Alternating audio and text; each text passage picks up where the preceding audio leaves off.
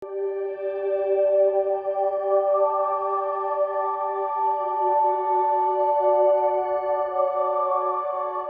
was always quite into having my own style, I guess. I didn't actually particularly like sewing, but I liked what you could do with it. I always had something quite different and new, and I sort of liked that. It just became very much what I did, and so I went into fashion.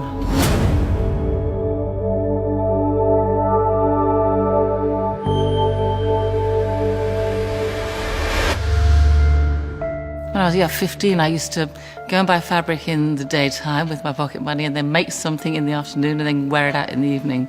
I was always really observant about how people looked, what they wore, how they expressed themselves. Hence, I became a new romantic. There was Steve Strange and Boy George and Spandau Ballet. We were the Blitz kids. It was quite influential at the time, and we all went on to do something quite creative with their lives. It was a great time to be a fashion student. I just slowly became aware through costume houses there was a whole side of design that I didn't really know about.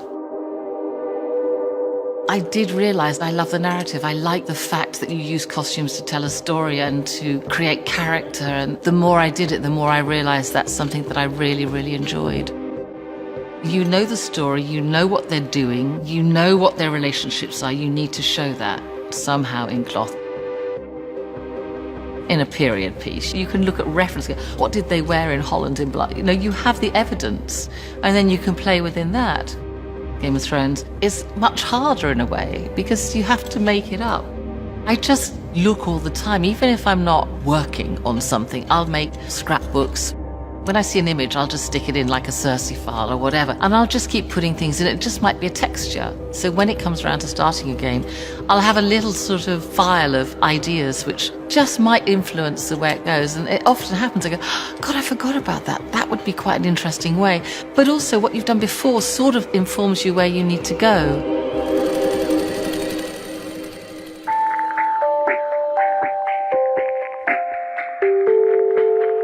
Designing a series like this, first it has to come from the script, that guides you. Then you start building up a picture of how this person lives and what influences them.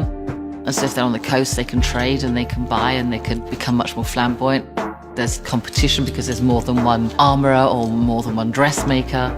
It's Winterfell. What do people do in the evenings? Well, they probably embroider.